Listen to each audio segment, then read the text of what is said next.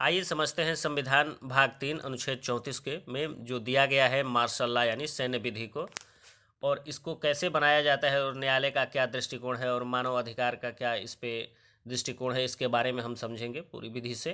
तो देखिए, martial law जो है सैन्य विधि जो बनाई जाएगी वो मार्शल लॉ को बनाए रखने के लिए तैनात संघ एवं राज्य सेवकों के विशेष अनुमति या छूट दी जाएगी। जो राज्य सेवक हैं उनमें विशेष अनुमति या छूट दी जाएगी। और नेक्स्ट पॉइंट है इसमें कि सैन्य विधि को बनाए रखने के लिए इन कर्मियों के द्वारा दिए गए दंड अथवा किए गए कार्य को वैधानिक माना जाएगा। यानी कि जो है सैन्य विधि द्वारा बनाए गए कर्मियों के द्वारा जो दंड अथवा किए गए कार्य को लीगल यानी कि वैधानिक माना जाएगा। और नेक्स्ट पॉइंट है हमारा इनके लिए कि इनके लिए संसद जो है विधि का निर्माण करेगी, यानी कि संसद जो है हमारा इनके लिए नियम बनाएगी। और मार्शल लॉ के बारे में पूरे डिटेल समझते हैं कि संविधान में सैन्य विधि को परिभाषित नहीं किया गया है, परंतु राष्ट्रपति अथवा राज्यपाल के द्वारा राज्य के किसी भी क्षेत्र को गड़बड़ी वाला क्षेत्र यानी कि डिस्टर्बेड रीजन घोषित किया जा सकता है राज्यपाल या राष्ट्रपति के द्वारा। परिणाम स्वरूप जो है लोक व्यवस्था को बनाए रखने के लिए सिविल नागरिक प्रशासन की सहायता के लिए सेना एवं अर्धसैनिक बलों की तैनाती की जा सकती है। और देखिए, इसमें संसद द्वारा जो विधि के निर्माण के बारे में बताते हैं कि इसमें क्या संसद द्वारा जो विधि का निर्माण है। इसमें पहला पॉइंट है कि मार्शल लॉ को क्रियान्वित करने के लिए 1958 में संसद के द्वारा आर्म फोर्स पावर एक्ट यानी कि सैन्य बल विशेष शक्ति अधिनियम 1958 का निर्माण किया गया, जिसमें वर्तमान में कई जगह जो लागू थे उस समय, अब जो है जो कि 1958 से ही लागू है।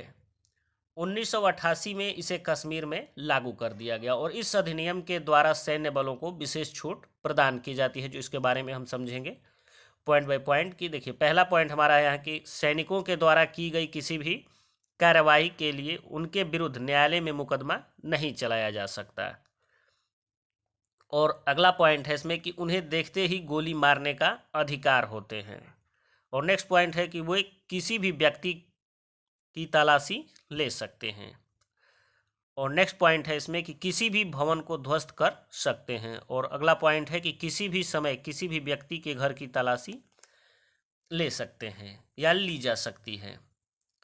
देखिए, इसमें न्यायपालिका का क्या दृष्टिकोण है इसके बारे में देखते हैं कि न्यायपालिका, देखिए, उच्चतम न्यायालय ने सैन्य बलों को अफसा के अंतर्गत विशेष छूट देने का समर्थन नहीं किया है। न्यायालय के अनुसार सैन्य बलों द्वारा अनावश्यक मनमानी हिंसा का प्रयोग किया गया तो उसके विरुद्ध सामान्य न्यायालयों में मुकदमा दर्ज किया जा सकता है। ये न्यायालय का दृष्टिकोण है। अब इसमें देखते हैं कि सरकार एवं सेना का क्या दृष्टिकोण है। इसके बारे में हम देखते हैं कि सरकार के द्वारा न्यायपालिका द्वारा दिए गए निर्णय पर घोर आपत्ति व्यक्त की गई।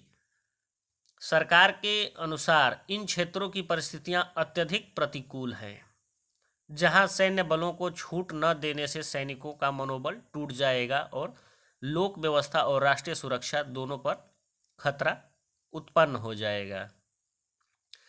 अब मानव संगठनों की जो आलोचना है उसके बारे में देखते हैं कि मानव अधिकार जो संगठन है वो क्या आलोचना करते हैं कि मानव अधिकार कार्यकर्ताओं द्वारा इस सैन्य विधि को राज्य आतंकवाद का नाम दिया गया है और यह न केवल नागरिकों के मूल अधिकारों का विरोधी है अपितु विधि के शासन के विचारों का उल्लंघन भी है। तो जिसे भारत में पुलिस राज्य की स्थापना हो जाती है तो इनके अनुसार इतने लंबे समय इस अधिनियम का प्रयोग अतार्किक और अनौचित्यपूर्ण है।